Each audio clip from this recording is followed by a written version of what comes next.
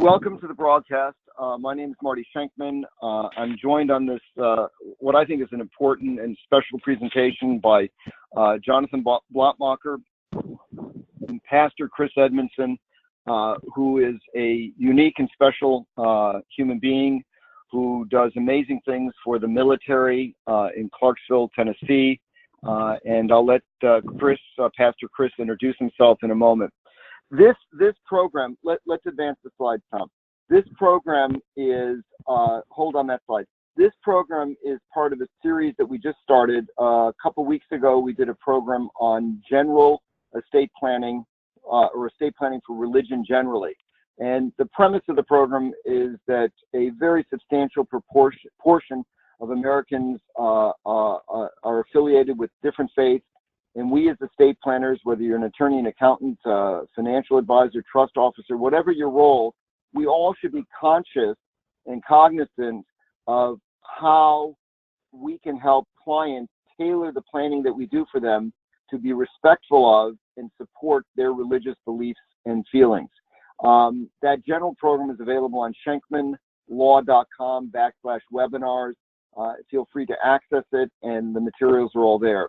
This is the first in the follow-up programs where we're going to attempt over the next some number of months to try to do programs on as many specific religions as we can. If you have a particular faith other than Christian and want to help on one of the upcoming programs, please email me. I'd be very happy to have any of you help. Somebody that listened to the first general program emailed me offering to participate in a program on Catholic estate planning, and we're going to try to schedule that for late July. And Yasser Ali, who spoke on the first program, we're going to try to do one together on Islamic planning, and we have one on Jewish planning, and I'd love to do more. So by all means, please reach out. If there's anything that I say or anything in the materials that's wrong, I humbly and deeply apologize. Email me. My email's on slide 4. Tell me what I did wrong, and I will do everything possible to fix it. Let's go on to the next slide. So, Pastor Chris, I told everyone you're an amazing human being doing amazing things for humanity and the military in particular. Take a minute and tell everybody who you are, because you're going to be the star today.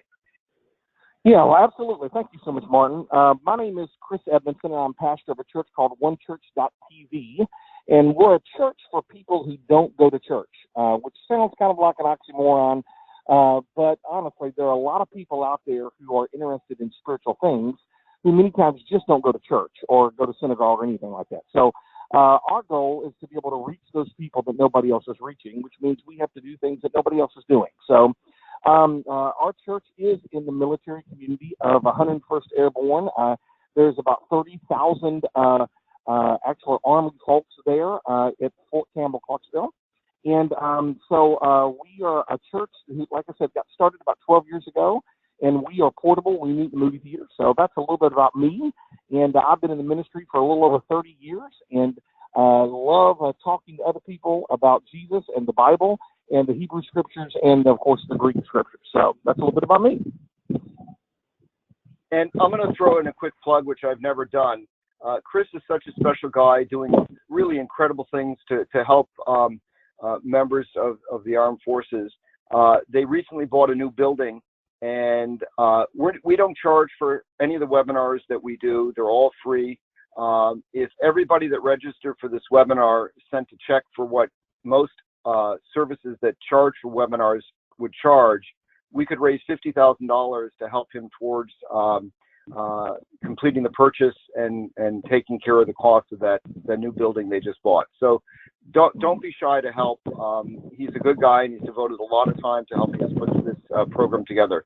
Let's go on to the next slide, and I'm going to ask people that are not muted to mute because we're still getting a little background noise. Vanessa? Thanks, Marty. I appreciate the introduction. My name is Vanessa Kanega. I'm the president of Interactive Legal. Interactive Legal provides drafting solutions and other resources for estate planning and elder law attorneys. And we thank Marty for allowing us to sponsor this webinar, and thank the other panelists for taking part. I think this is a really important subject, but also just a really fascinating subject. And I'm very glad that, Marty, that you're doing this series. I think it's about adding value to what you do for your clients, and that's what we're about at Interactive Legal as well. So it fits very well for us, and I'm very excited to hear the rest of the presentation. Thank you. Thanks. Let's advance the slide. Deb, are you on? Yes, I am. Thank you, Marty. This is Deb Erdman. I'm speaking on behalf of Peak Trust Company. Brandon Centula, that you see on the screen, was not able to make it. So appreciate the opportunity to sponsor this webinar today, Marty. And I think it's, again, to echo what Vanessa just said, we definitely, as trust administrators, see religion as a factor in estate planning. So who is Peak Trust? We have started in 1997, over 20 years ago, as a premier provider of complete trust solutions. And we are professional trust administrators, and we administer well over 2,500 trusts in 48 states. They vary in size from $250,000 assets to over $1 billion. We have recently renamed ourselves from Alaska Trust Company and opened a new office in Las Vegas, and allowing our clients to have the choice of 2 different jurisdictions, Alaska and Nevada. So again, thank you everybody for letting us sponsor, and we look forward to hearing the presentation. Let's go on to the next slide, please. And by the way, for all of those attending, the handout materials are on the taskbar. You can download them anytime, and we've given you several formats, so whatever you're comfortable with, you should find. We record the program, and all the materials and the recording will be posted to shankmanlaw.com within a week or less. Let's start with some general thoughts. And the first general thought, next slide, please. Jonathan, you shared something with me today that I had not heard about, where your career almost had gone. And for the good fortune of all of us estate planners, you didn't pursue the path you started on. Maybe you want to share that real quick. Well, Marty, maybe it would have been better if I'd followed that path. I shared with Marty and Chris that as a young man, I intended to be a minister. Our family was a member of a Congregationalist church, the Garden City Community Church in Garden City, Long Island. And I had a wonderful minister who was one of the kindest, most forgiving people I've ever known. And he really set a model for me. I've also got a very, very strong interest in the study of religion and spent a lot of time on it. I will also tell you I've read the Bible in its entirety, but for those of you who haven't found the time to do that, even though it truly is the most important book in the world, there's a wonderful, at least to me, summary of the Bible called God is Disappointed in You. And you can go online and get it and read it, or you can listen to a tape. It is, to me, fascinating, and I think for most of you, you will laugh out loud, at least at parts of what is written and or what is said. Let me mention that if we offend anybody in what we say, we apologize. We know that some people hold extremely strong religious views, and not everybody will share those with you, but it's something, if we say something that's offensive along the way, we do apologize. We do believe that people's religious views need to be carefully respected. And that's really the purpose of this whole series of programs. Slide 9 has some interesting data that I looked up, and I think it leads to the important point of why this is so vital for estate planners, financial advisors, all the allied professions to consider this. Christianity remains the most adhered to religion in the United States. 75% identify themselves as Christian, really a tremendously high percentage. Now, that's down from 85% in 1990. I mean, that's perhaps a testament to the growing diversity of our culture and society, but nonetheless, 75% of Americans identify themselves as Christian. The second point I think is even more important, and that is 68% of Christians say their faith is not important, but very important to them. And I think that's so critical to why we're addressing this topic of religion, and in this particular webinar, Christian estate and also financial planning, because if religion is very important to you, this is something, a topic and issues that I think we as advisors need to more frequently address with clients and be more knowledgeable and sensitive about, because this is really, really important for a lot of people. Let's go to the next slide. So that kind of leads into the next question, but it almost answers it.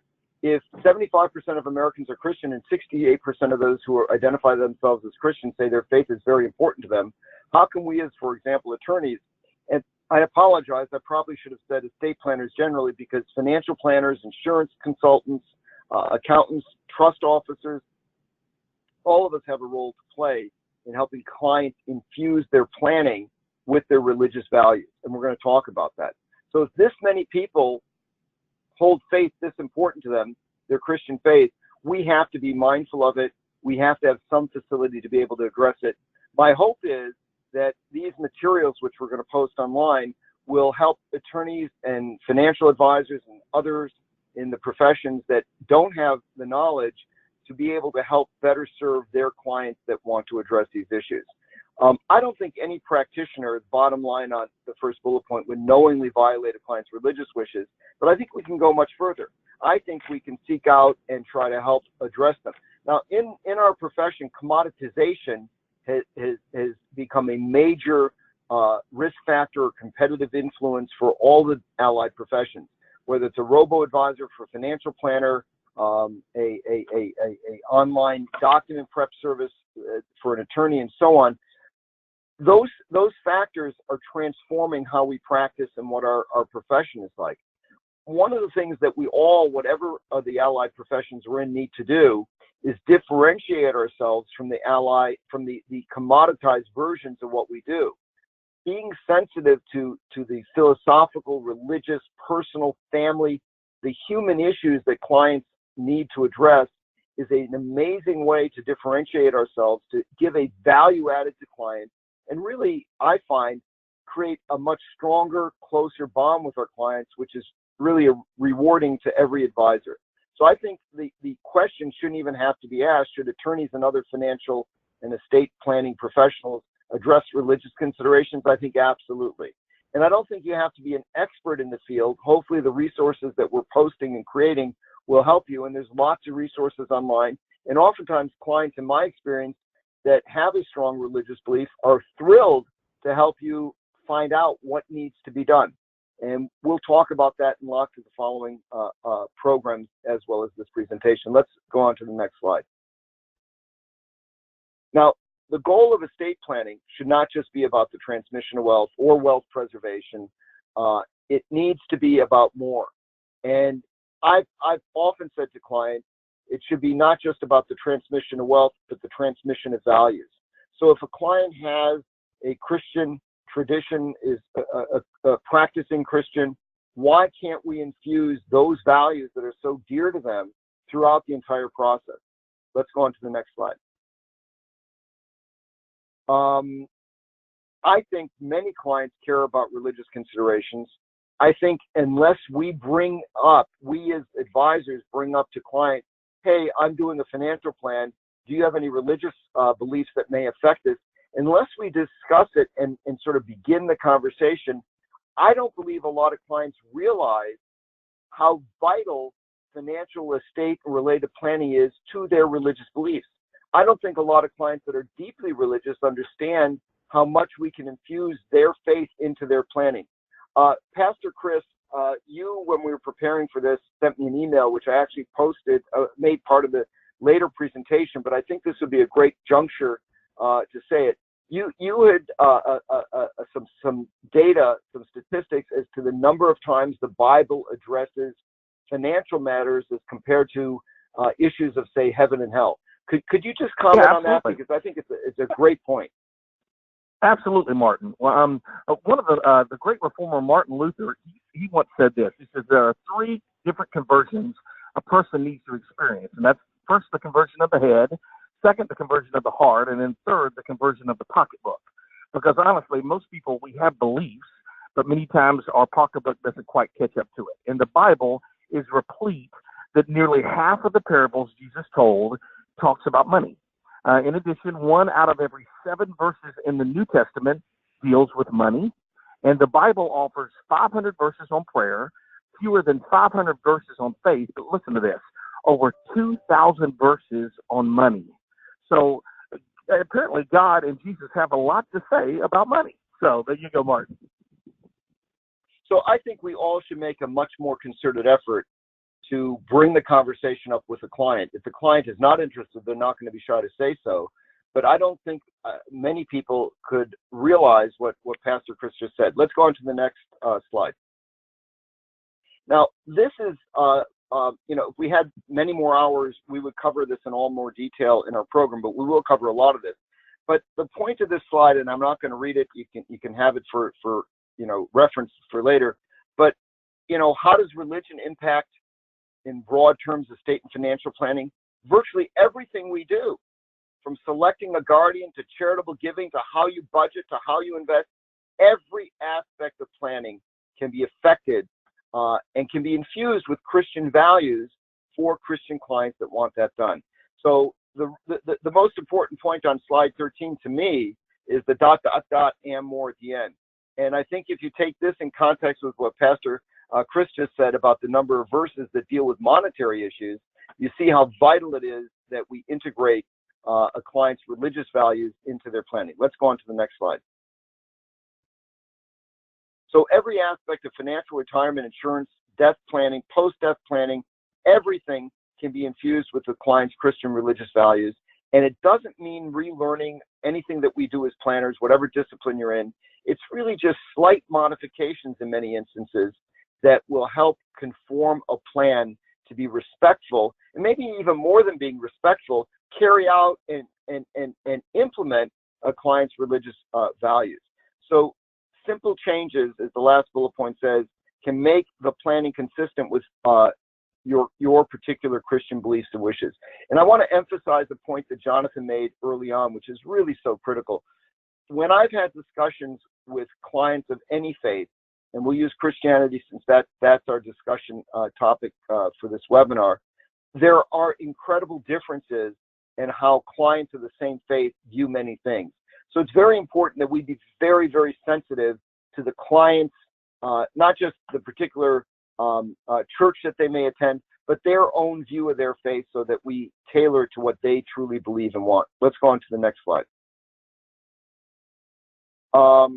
So is there such a thing as Christian estate and financial planning? Well, clearly there's something called Christian financial planning. There's no shortage of authors that have written lots of books and materials about Christian views of budgeting and investing and spending.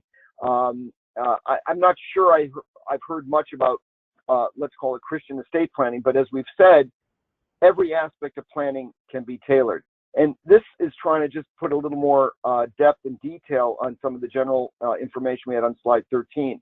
But your budget and financial plan, that should reflect your values on consumption, allocations to charity, your role as a steward of God's wealth. We'll talk a little more about that. Power of attorney.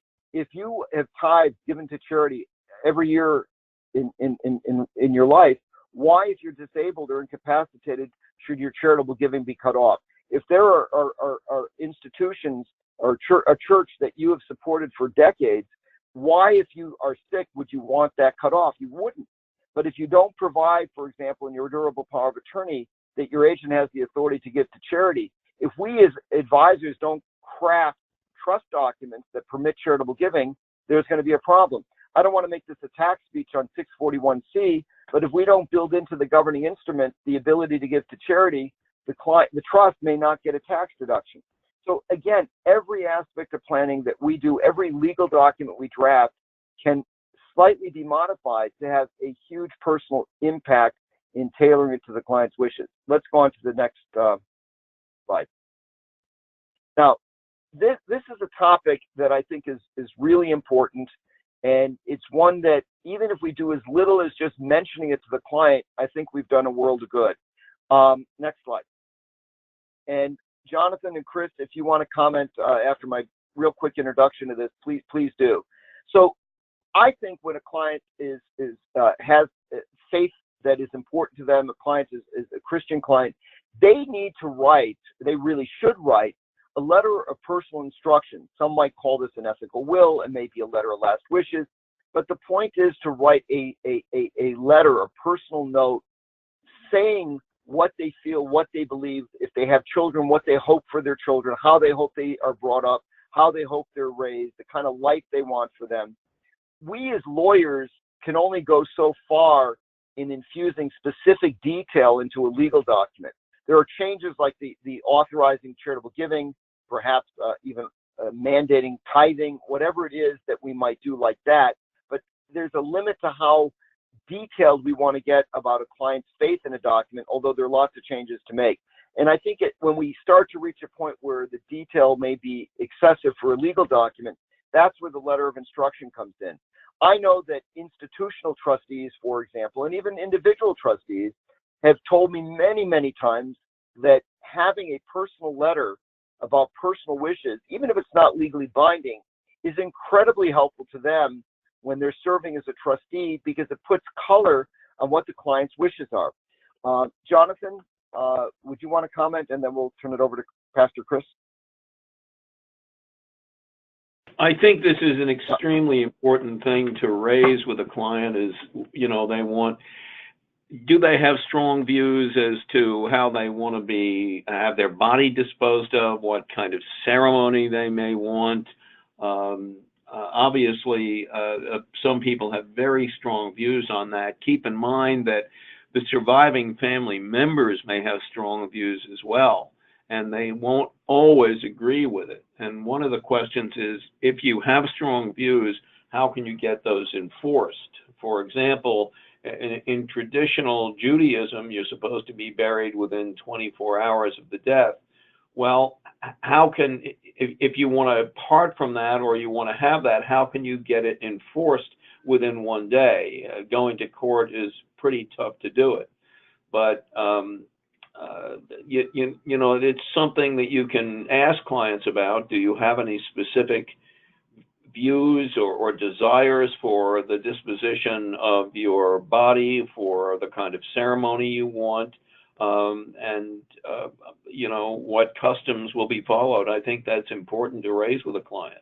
I mean, many of them may say no, or that's a matter that my family and I have already discussed. But you can always mention that. How do you enforce that if you have one child who, for example, doesn't want it that way? Pastor Chris, any comments on a letter of instruction that Absolutely. might write to families? It's one of those things. As a pastor, I have been by the bedside of somebody who was in the process of passing, and it's so very important during those very intimate moments, as much as you can, to get a lot of the intentions of what everybody wants on paper before you get to that point, because you don't need any more family drama. And again, I know all of you guys know this. And it's just as what Martin said at the very beginning. This is about the transmission of values.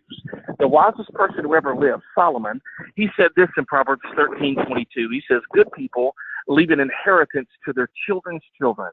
So just being able to be forthcoming, being able to have those things out there so that you could be able to say, okay, this is what I want my money to go to.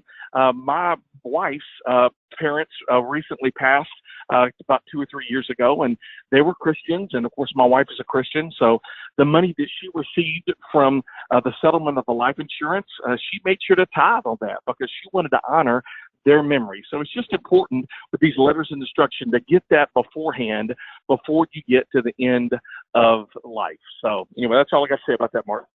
Hey, Chris, this is Jonathan. Have you ever had any clients feel somewhat bound by what the Book of Numbers says about inheritance? That I think it indicates it should all go to sons. If there is no sons, then it can go to the daughters. If there are no daughters, it goes to the decedent's brothers.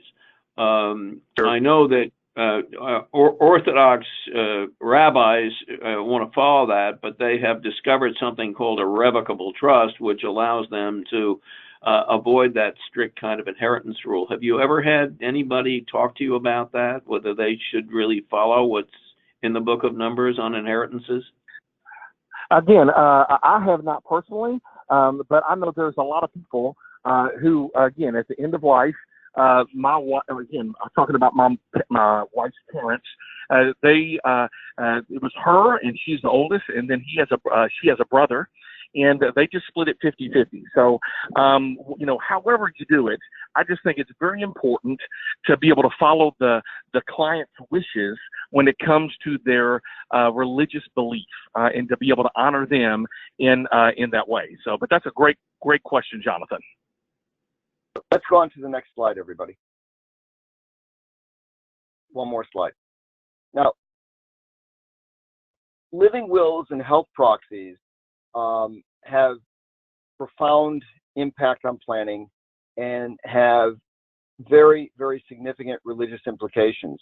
Let me get through some of these early slides quickly, because what we've done throughout the rest of the slides, and we'll start shortly, is we've tried to give you, the audience, sample provisions that you could use for Christian clients. I'm not saying that they've been vetted as being optimal or appropriate, but it's certainly a starting point that you can discuss with each Christian client and their pastor. The other thing we've done, which I've never done in a PowerPoint before, is we've also quoted a lot of passages from the Bible in the New Testament, and those are all color-coded as green, so that you can actually see the sources from which we're taking and developing some of the sample language we're giving. So the color coding in both sources and sample language, I hope, makes this very practical and useful for practitioners. Now, the other thing that I've done is I've written this sort of in first person, so I'm not writing it to you as the practitioner, but I wrote it really as if you were talking to your client, because I thought in that way, if you use these materials when you're meeting with a Christian client, it would even be easier for you to have those discussions if these materials help. So some of the questions in living wills and health proxies, we've already kind of talked about: burial, funeral directions, nutrition, hydration. Some people feel that, if they don't have a particular quality of life or they're terminally ill, they don't want any heroic measures taken. But the church, the Christian view of terminating nutrition and hydration can be different than what some secular people may view, and that's very important to embody in the documents, because as Jonathan pointed out, not every family is consistent in their religious beliefs and observances. Pastor Chris, do you want to comment in general as we start to get into some of the healthcare decisions, or do you want to wait to the more detailed discussions?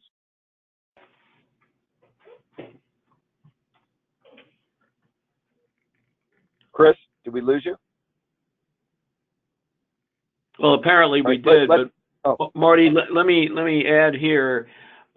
There are, I did healthcare proxies and living wills for a lot of people, and I would guess 8 out of 10 would say, no heroic measures. In fact, a majority would say withhold nutrition and hydration if I'm brain dead, for example. But there are others who want to be kept alive, either because they believe that there will be a recovery, or because which the Catholic Church, which is, of course, the beginning of all Christian religions, felt that any sort of suicide was a mortal sin and you would go to hell as a consequence. So people say, I just can't even take a risk of doing something that would prevent me from going to heaven. So, if I die, I die, but don't hasten my death by any means. And withholding treatment may be viewed as, hastening your death, basically a form of suicide, which, again, traditionally in the Catholic Church was absolutely prohibited. And I would agree with that, Jonathan. Yeah, go ahead. No, go on. All right, go ahead. No, I was just saying, 2 Corinthians 5:8 says to be absent from the body is to be present with the Lord. So that's one of those things that, as a Christian, again, we want to be able to live life and live it to the fullest. That's what John 10:10 says. But we also know that there's something greater for us when we're Christ followers. So anyway, but I just wanted to chime in for kind of what Jonathan was saying. So thank you so much. Let's go on to the next slide. So all these issues should be discussed with the client. And as I think we've pointed out, there's different variations of what clients may want. We want to respect that. It may also be helpful to have a general statement in a living will and a healthcare proxy. And for any of you not familiar, a living will is a statement of healthcare wishes. A health proxy designates an agent to make healthcare decisions. But you probably should have a statement saying that the client wants these documents interpreted and administered in a manner that conforms to their Christian doctrines and beliefs. And while that's quite general, You could even go a step further and even suggest that a particular church or pastor even could be consulted if there's a question. So setting forth some general religious statement, I think, is very important for clients of faith. Let's go on to the next slide. You can get more detailed than that. And what I've tried to do, and this is all language I've adopted, and if I didn't do it right, I apologize, Pastor Chris, because I took it from some of our discussions. I hope I got it accurate. But you can even get a more detailed discussion of what your Christian faith means to you. And this is along the lines of some of the things that Pastor Chris just said a minute ago. Do you want to comment at all, Pastor Chris, on this more detailed statement on slide 21? No, well, it's one of those things that, again, like I just said before, we want to be able, as a Christ followers, we want to be able to live our life to the glory of God. But when we come to the end of that life, we want to be able to, again, glorify Him as much as we can through our passing. So, because again, as we know, to be absent from the body is to be present with the Lord. So, absolutely. Thank you so much, Martin. Thanks, buddy. Let's go on to the next slide. Now, heroic measures was something Jonathan and Pastor Chris talked about. I don't want to belabor it because there's a lot of material to cover. But keep in mind the way the Christian view of what is heroic may be different than what some people who are not religious may view it. And you may need to tailor, and you should be careful of using standard language that appears in a lot of living wills or healthcare proxies, as it may not comport with what the client wants. And I've given you some sample language in blue on the bottom. And again, all the sample provisions are in blue, and we'll have some passages throughout the rest coming up in green. Let's go on to the next slide. Keep going. This is just the whole provision, a detailed provision. Now, another thing to be mindful of, there is this newer document called a POLST, Physician Order for Life-Sustaining Treatment. I know New York has a different name, which is escaping me. I believe most of the states, there's over 40 that have enacted enabling legislation. This is a document primarily intended when you're near end of life, you have a terminal illness, about the decisions you do and don't want. And this is a document that is usually completed not with an attorney, but with a medical advisor, the client's physician, a nurse, a social worker, and it's made part of the patient chart so that the physicians, the hospitals know exactly their feeling. It's very important that if the client is going to sign a POLST, that if they are Christian, that somebody discusses with them whether or not some of the language in the POLST is really violating their religious beliefs. And this is something that's going to be off radar for the attorneys because they're not preparing it. It's really being prepared by the medical team. So just be mindful of that, and that's something you should point out to clients.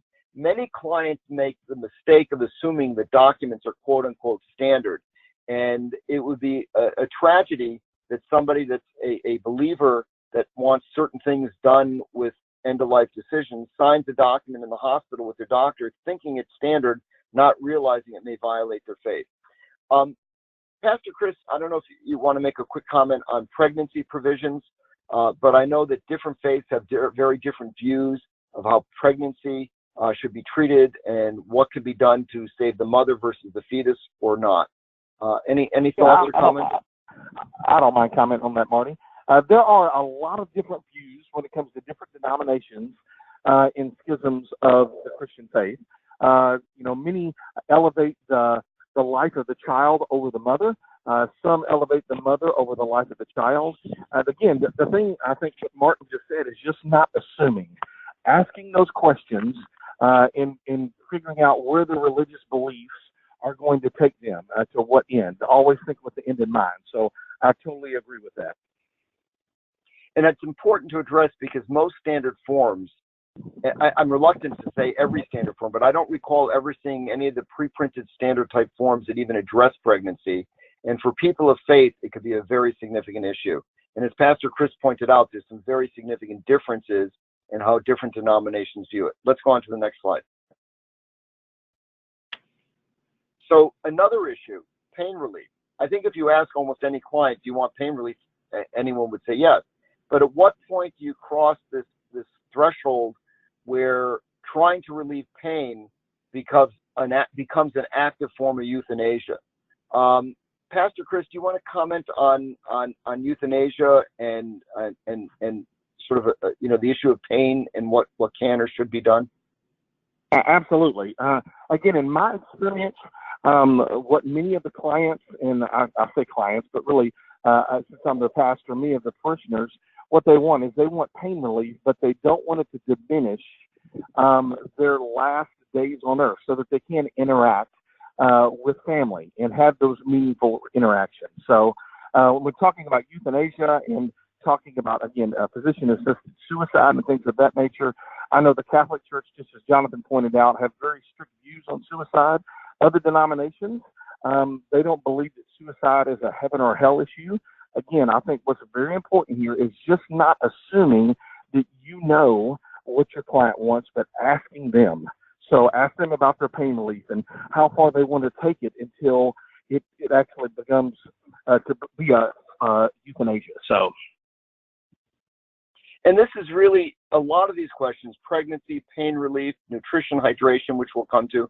These are issues that the client really should sit down and speak to their pastor personally about, because again, as Pastor Chris and Jonathan have both pointed out, different denominations have different views, different clients have different views, and we want to make sure that we memorialize in the documents what the client really wants done, because family may differ, as Jonathan pointed out, and it's much easier to have these decisions put down and documented in the legal paperwork than to have family have to struggle when they're losing a loved one, a parent, etc.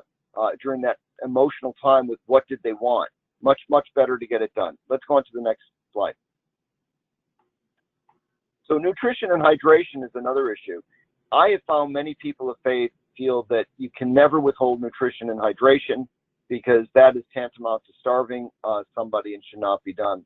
I've also seen some medical literature that suggests, and physicians that have told me, that with a number of different types of health challenges, certain types of cancerous tumors, dementia, that forcing nutrition may actually increase pain and suffering and not even prolong life, and in some instances shorten life. Pastor Chris, any comments generally on nutrition, hydration? No, I believe you've taken care of it, Marty. Again, it's just one of those things. You hit the nail on the head on this, Marty. Just you want to make sure that you make these decisions beforehand and not have to make it in the moment when a loved one is passing. So it's just asking these questions beforehand, I think, is the key. The sample Christian clause on nutrition hydration that you see is adapted from something that I discussed at length with Pastor Chris. And one of the points that you had made, Pastor Chris, was that if somebody tries to feed you in the normal way that a person would eat, that should at least be done rather than simply not providing nutrition hydration. Can you comment at all on that? Again, I can comment just from my own personal experience with family. We just want to ease the family's pain and ease the person's pain who is in the process of moving from death to life. So whether that's through a feeding tube or this or that, those are some of those questions I think all of us need to ask. But just because it's not the food isn't administered orally, if it's done through a tube, I don't think the Bible really says about exactly which one is, it doesn't really come up because, of course, it was written 2,000 years ago. So just asking those questions of the family and seeing what a person, seeing what they want, I think is also very, very important. Let's go on to the next slide. Thank you. Organ donations,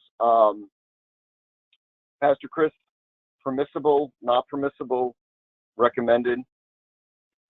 Yeah, again, organ donations, again, we don't believe that, the Christian belief doesn't believe that the body is just a shell. It's the soul that ascends to heaven. So we want to be able to give as much life as possible. And I can tell you, me personally, I have all of my organs, if they want to donate them and they want to give them to folks to be able to help people, I want to see that happen because, again, with Christianity, it's not so much about the body as it is about the spirit and the soul. So. And I think that's important because many people of faith sometimes have a misconception about organ donations. And if you can guide somebody and their pastor to discuss it and they can help save another life, it's a wonderful thing. Let's go on to the next slide. So burial, funeral costs, certainly you're going to want a traditional Christian funeral. You should specify that. The language on the bottom is something that I think is also an interesting topic to discuss. All of us have attended funerals that have been incredibly lavish and overly costly. Is that really necessary? Is that appropriate? And I think this deals with the modesty and the reasonableness of both being respectful and not being overdone. And again, as Pastor Chris has pointed out repeatedly, all topics to discuss with the client. Let's go on to the next slide. I want to get out of there. By the way, let me mention that I had one client who wanted a big mausoleum as his resting place. And he told me that I had to condition the gifts to all of his relatives, that they promised that if the funds he set aside for his internment, for his structure ran out, that they would agree to pay it. And I said, well, you know, that might work for your kids and your grandkids, but when we get further down the line and you've got descendants in the 5th or 6th generation who don't remember you, I'm not sure they're going to be willing to take their own money and spend it on your mausoleum. And Pastor Chris, I don't know whether you've ever faced that kind of issue with clients who, you know, want a big mausoleum, but I'll tell you, I've spoken to a number of cemeteries. They will not continue to keep it up if the money runs out. And, you know, if you go through rampant inflation, you're going to run out of money to maintain the mausoleum. And I don't know what can be done about that. Absolutely, Jonathan. And, you know, if I was that person's pastor, I would simply say, listen, do you really want all of your money and your legacy to go towards a building where you're not even going to be at?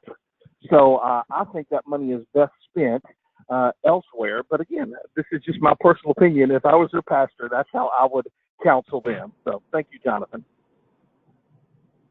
Let's go on to the next slide. We're going to talk very quickly about powers of attorney. I've already talked about tithing and charitable giving. It's really important to factor that into documents. Most standard powers of attorney don't address charitable giving. For a Christian client that is tithed their whole life and given to the church their whole life, to not indicate that, I think would be a mistake. Very important to do. Another point, let's go on to the next slide. Another point in powers of attorney, who is the client selecting as an agent? Should there be a statement of values, top of page 31, about what somebody might want in terms of how the agent spends their money? And obviously, if you have a revocable trust in your plan, you should have things done there too. Many clients that are Christian are going to want to spend money for their children to have perhaps religious education or other things. That should also be authorized. Now, you don't have to necessarily specify it. That may be in the letter of instruction, but you need to make sure that the language permits it. The client may even want to be more specific and have that in as well. Let's go on to the next slide. So, wills. Let's go on and talk about wills very briefly. So, one of the things to think about with wills, what can we do to infuse the client's Christian values into the will? So, for example, what about making a charitable bequest to the client's church?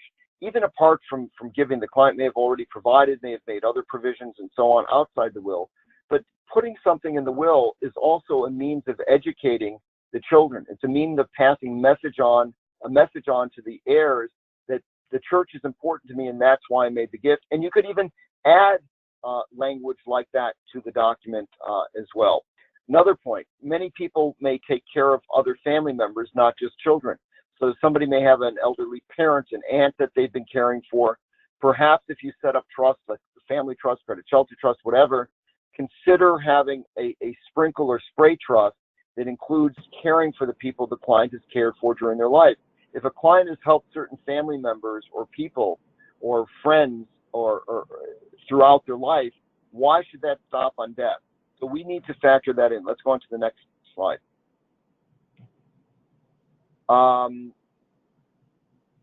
Paying for Christian education, we've talked about. Now, we could spend a lot of time on the bottom of slide 34. I don't want to do it. I just want to make the point.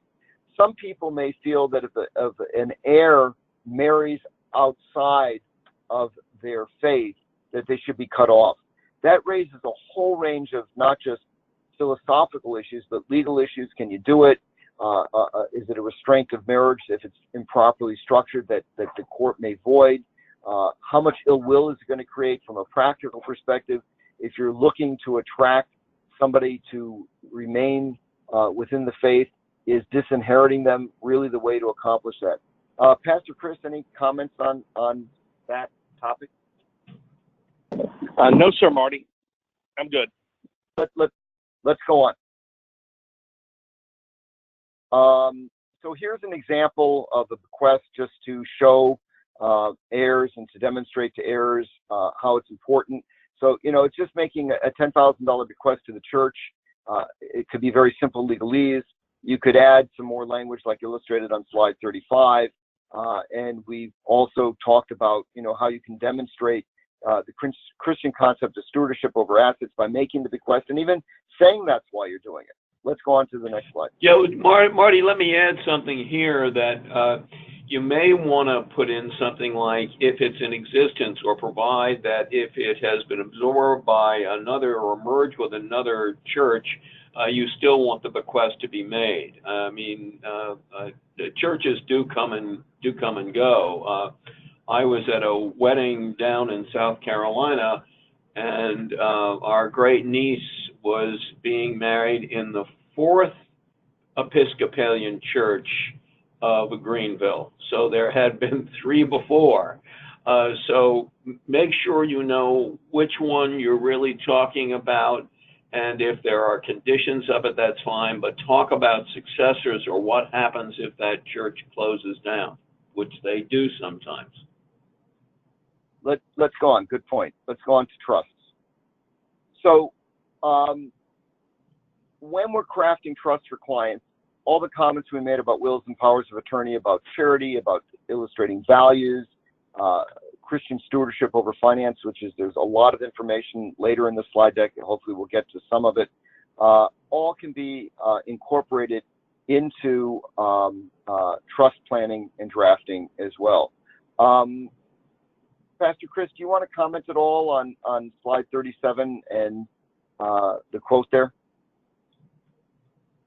Absolutely, Marty. That quote, of course, is by Jesus Christ, and he says, and he just talks about this parable of 2 sons. It's the parable of the lost son, and it's one of those parables that really, in a lot of ways, embodies the Christian faith, because you have these 2 children, and one stayed home and did good, and one, of course, went off the reservation, unfortunately. But what's so crazy is that the Father here, which represented God, he welcomes both back, welcomes the prodigal son back, but also welcomes the son who never left, who had a really bad attitude. So, but absolutely, thank you so much, Martin. Such a great scripture. And this is important to keep in mind when clients talk about disinheriting or cutting off an heir because they've left the faith or they married outside the faith, as we talked about in an earlier slide. Let's go on to the next slide. Now, we never know how a child may use money, which is why having a trust own money, hold the money for the heir makes sense. Jonathan and I have talked repeatedly in all sorts of webinars and programs about, and so have many colleagues, about why it's really essential that every inheritance and bequest or gift be made in trust. It protects it from creditors, from claimants. It protects it from taxes, gives you more income tax planning opportunities. Those aren't our topics today. But what a trust does from a religious perspective is if you have a letter of instruction to the trustee, if you have provisions in the trust for using funds in a way that comports with the client's values, if you name a co-trustee that has an understanding of your Christian values, a trust is a vehicle to help perpetuate those values and that stewardship over money that you can't do as well without a trust. So ever more so for a Christian client, this is something that I think you need to give thought to. The bottom bullet point on slide 38 was the quote that Pastor Chris gave earlier: a good person leaves an inheritance for their children's children. So that's almost talking about dynastic and multi-generation planning. So I guess this has been around for a long time. Let's go on to the next slide. Now, very quickly, I'm going to do this, and then we'll skip to the next thing. Just real quick. Not uncommon for clients to have a vacation home they want to keep in the family. Often those homes are owned by, let's say, an LLC owned by a trust. But in the instruments, the documents that govern the use of that home, for example, an operating agreement for an LLC, which is why I like to use for a family cottage or vacation home, an LLC to own it, because you can build in rules and regulations on the use of that home into the document. So one of the things that I've seen issues on, it seems that for a Christian family, getting to use the vacation home Christmas time may be a hot item. How do the family members, when it's gone down a generation or two, decide which families get to use it? So we've built in lottery, rotational themes, and so on and so forth. A dispute resolution mechanism that comports with their Christian faith. How the home should be maintained, what should be done in the home, restrictions on perhaps drinking, gambling, or other things. Anything that the client wants in terms of their values and beliefs can be integrated to make that vacation home used appropriately. Let's go on to the next topic, not the next slide. Let's go a couple slides. There you go. Financial planning, it's incredible how much information, let's go to the next slide, is there on how one should use their financial resources. I wish we had like 2 or 3 hours to go through all of these with Pastor Chris, because there's just a great series of quotes that we have in the upcoming slides that have just wonderful lessons that we can then build into the planning. But how you spend money, how you budget. A budget for a Christian client should include charitable giving. It maybe should include tithing if that's what they want. Should certainly include funding education for children or grandchildren. It should include a lifestyle that's consistent with appropriate stewardship over money. Pastor Chris, do you want to comment on the quote here? No, I know we're kind of pressed for time, so I'll give it back to you, Marty. Okay, let's keep going then. We're going to skip through all this, but a lot of the materials that we have, the sample clauses, the suggestions on how to tailor planning, all came out of work that Chris was kind enough to spend a huge amount of time with me, where we pulled actual quotes and then developed that as the framework to use for the language and sample documents. So let's just go on, and we'll leave this as a resource for everybody. Keep going. So go back one slide real quick. So how you handle your assets, how you distribute your wealth is really critically important from a Christian perspective. And I think if you read the passages that we quoted about the story of talents, it has a lot of really deep messages about how you may want to do that. And those are the kind of discussions that clients should, if they don't want to have them with you as the attorney, they could have them, with the family. But those are things that they should come back with and then instruct us on how to structure the dispositive scheme. Let's go on again, forward. Keep going. So go forward one more slide. I'm sorry. So one of the issues that's discussed on 48 and 49, how does one spend money? How does one budget? What is the burn rate of your expenditures? Where are you putting your resources? If the belief is, and Pastor Chris, just interrupt me if you wish, if the belief is that all that we have comes from God, we have a responsibility to use it in a way that reflects that. Are we buying lavish homes and lavish expenses and lavish lifestyles, or are we educating our children and supporting good charities? And obviously, this is something that the client has to decide. We're not going to impose our values on a client or suggest what their beliefs should be to comport with the faith they say that they adhere to. But these are all, I think, resources or thoughts that we can suggest a client give consideration to help them ferret out in more specificity what it is they wish to do. So every component in the third bullet point, every component of your financial life can be planned and implemented in a manner consistent with your Christian values. Let's go on to the next slide. Let's go on to the next slide. So trust distribution. Those are things we should communicate about. Life insurance, I'm going to do very quickly, just 2 points on that. Life insurance is a great tool to benefit a charity, a church. Life insurance is a great tool to benefit those that you feel a financial responsibility for and that you have an obligation to care for. Let's go on again. Forward. Prudent Investor Act, just be mindful that if you have an institutional trustee and you have standard language or no language in a document addressing investing, but you want a Christian-oriented investment style that maybe will not invest in certain type of equities, gambling companies and things like that, you really should specify it in the document, because that's a possible departure from the Prudent Investor Act of pure diversification. So if you read the Prudent Investor Act, the footnotes talk about social-oriented investing, not necessarily comporting with the Prudent Investor Act. So if it's important to a client that investments be handled in a certain way, provide for it. Let's go to the next topic. Now, charitable giving, I wish we had a whole hour just for that, because there are just so many topics and points to talk about. Pastor Chris sent me an email just sort of talking about some thoughts that he had. We addressed some of this with the number of verses in the Bible on financial matters where we started. It's really quite amazing. The last bullet point, 15% of everything Jesus ever taught was on the topic of money. And Pastor Chris talked about that earlier. Really quite amazing. Let's go on to the next topic.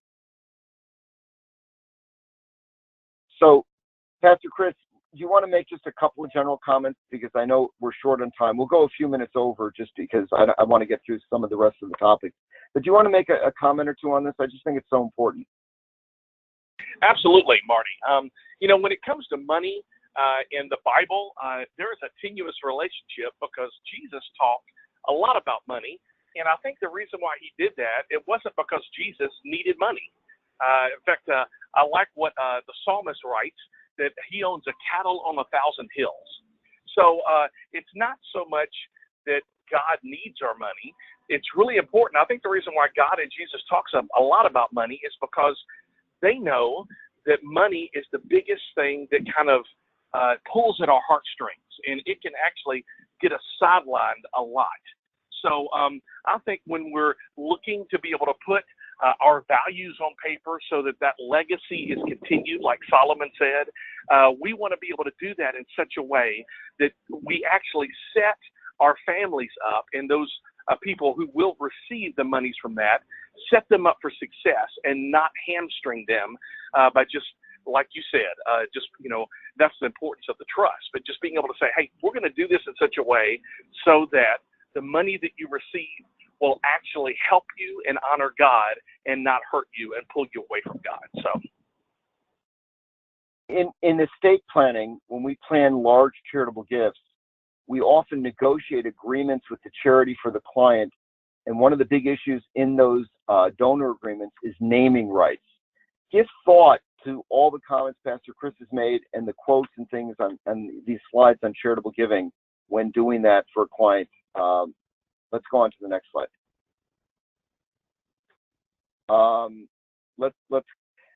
Again, if we had hours, there's just so much to talk about. But encouraging and motivating clients to give, helping them learn how to give, giving in a way that comports with their Christian values, I think is there's a lot of information here, and much we can do as financial advisors, trust officers, attorneys, accountants to help clients that have these wishes and goals. Let's go on to the next slide. Here's a sample charitable statement similar to what we showed before. It's a great way to use it to show the values that the client's trying to pass on to their heirs. Let's go on. Pastor Chris, do you want to just make another comment here about charitable giving and how much should be given in tithing? Absolutely, Marty. Again, the standard that we see in the Bible is the 10%. That's what a tithe means, is to give a 10%. So I think that is kind of the base that we move forward. In fact, one of the things that we teach at our church is you give 10% to God, you save 10%, and you live on the rest, the 80%. So when it comes to charitable giving, I think it's one of those things that, it's what we've done with my wife's parents, is when they passed, we gave 10% to the church so that their wishes could actually just go on and on with their legacy. So that's where that 10% comes from, and it's found in both the Old Testament and the New Testament. For those attending, I know we're at the top of the hour. If you give us 5 more minutes, we're going to get through the rest of the slide. Let's go on to the next topic. Keep going. I guess we're done with the topics. Let's talk about a conclusion. We covered an awful lot of ground. There's a lot of resources in terms of original source material quoted that may be very helpful for you having these discussions with clients, or for you to give to your clients so they can have discussions. And I also say again that I wrote these materials sort of in the first person, so it's easy to hand to a client. It's not written necessarily, most of it direct to a practitioner. Every aspect of planning can be infused with Christian values and beliefs, and it will make important differences that will be significant to the client in the errors in how their money is used and how we structure the documents. I'd like to let Jonathan make any last comments, and then for a minute or two, let Pastor Chris make any final suggestions or comments. Jonathan? Marty, there's so much here that I think, we could go on for hours and hours. So we've run out of time. We really should end it. Pastor Chris, any final comments or thoughts to leave people with? Yeah, I agree with Jonathan. I know we're out of time. I would simply say this. I do want to make, so grateful to Martin and everyone else who just made this happen. If anybody needs any information or anything like that we talked about, Martin, I don't have a problem at all you giving out my email address, and so that we can be able to have conversations, because this is kind of the tip of the iceberg, just as we've said. So thank you, Martin. Thank you, Jonathan. Thank you. Thank you, everyone, for joining us. Thank you, Pastor Chris. And you should all know that Pastor Chris spent a huge amount of time helping me develop these materials. And I want to thank Jonathan and our sponsors. We'll post all these materials to Shanklin Law /webinars within a week or less, so that you can access them anytime. Thank you again.